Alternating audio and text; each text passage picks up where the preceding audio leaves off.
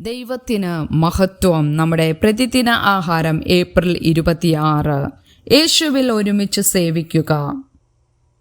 എന്റെ ബുദ്ധിമുട്ട് തീർപ്പാൻ നിങ്ങൾ 1-2 വട്ടം അയച്ചു തന്നുവല്ലോ. അപ്പോസ്തലനായ പൗലോസ് ഫിലിപ്പിയർക്ക് എഴുതിയ ലേഖനം 4-16 മൈക്രോനേഷ്യയിലെ ഒരു ദ്വീപിൽ ഒറ്റപ്പെട്ടു പോയ 2 പേരെ സഹായിക്കാൻ രക്ഷാപ്രവർത്തകർ സഹകരിച്ചു പ്രവർത്തിച്ചു. കോവിഡ് മഹാമാരി സൃഷ്ടിച്ച പ്രതിസന്ധി അവർക്ക് പരസ്പരം ചേർന്നു നിന്ന് പ്രവർത്തിക്കുന്നതിനെ പരിമിതപ്പെടുത്തിയതിനാൽ ടീം വർക്ക് ആവശ്യമായിരുന്നു. അപകടത്തിൽപ്പെട്ടവരെ ആദ്യം കണ്ട പൈലറ്റ് അടുത്തുള്ള ഓസ്ട്രേലിയൻ നാവികസേനയുടെ കപ്പലിനെ വിവരമറിയിച്ചു. കപ്പൽ 2 ഹെലികോപ്റ്ററുകളെ ഭക്ഷണവും വെള്ളവും വൈദ്യസഹായവുമായി അയച്ചു. പിന്നീട് US കോസ്റ്റ് ഗാർഡ് എത്തി അവരെ പരിശോധിക്കുകയും ഒരു റേഡിയോ നൽകുകയും ചെയ്തു. ഒടുവിൽ ഒരു മൈക്രോനേഷ്യൻ പെട്രോളിംഗ് ബോട്ട് അവരെ അവരുടെ ലക്ഷ്യസ്ഥാനത്ത് എത്തിച്ചു. ഒരുമിച്ച് പ്രവർത്തിക്കുമ്പോൾ നമുക്ക് പലതും ചെയ്യുവാൻ കഴിയും.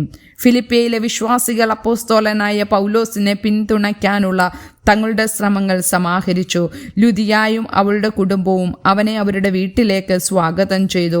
ക്ലെമന്റും യുവോദ്യയും സുന്ദുകയും, അതായത് ഇവർ ഒത്തുപോകാത്തവരാണെങ്കിലും സുവിശേഷം പ്രചരിപ്പിക്കാൻ അപ്പോസ്തലനോടൊപ്പം നേരിട്ട് പ്രവർത്തിച്ചു.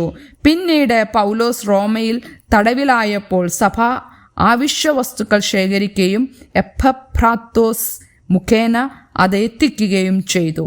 ഒരു പക്ഷേ ഏറ്റവും പ്രധാനമായി ഫിലിപ്പിയക്കാർ അവൻ്റെ ശുശ്രൂഷയിലുടനീളം അവനു വേണ്ടി പ്രാർത്ഥിച്ചു.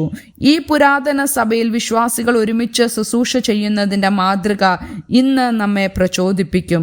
ദൈവം നമ്മെ നയിക്കുകയും ശക്തീകരിക്കുകയും ചെയ്യുന്നത് പോലെ മറ്റുള്ളവർക്ക് വേണ്ടി പ്രാർത്ഥിക്കുന്നതിനും ശുശ്രൂഷിക്കുന്നതിനും സഹവിശ്വാസികളുമായി സഹകരിച്ചു പ്രവർത്തിക്കുന്നത് നമുക്ക് സ്വന്തമായി ചെയ്യാൻ കഴിയുന്നതിനേക്കാൾ കാര്യങ്ങൾ പൂർത്തീകരിക്കും. ഒറ്റയ്ക്ക് നാം ഒരു തുള്ളി മാത്രമാണ്, ഒരുമിച്ച് നാം ഒരു സമുദ്രമാണ്. ചിന്തിക്കുക, എപ്പോഴാണ് നിങ്ങൾ യേശുവിലെ മറ്റ് വിശ്വാസികളോടൊപ്പം നന്നായി ശുശ്രൂഷിച്ച് നിർവഹിച്ചത്? അവരുമായി നിങ്ങൾ പങ്കിടുന്ന ആത്മീക ബന്ധത്തിൻ്റെ അടിസ്ഥാനം എന്താണ്? ദൈവത്തിന് മഹത്വം.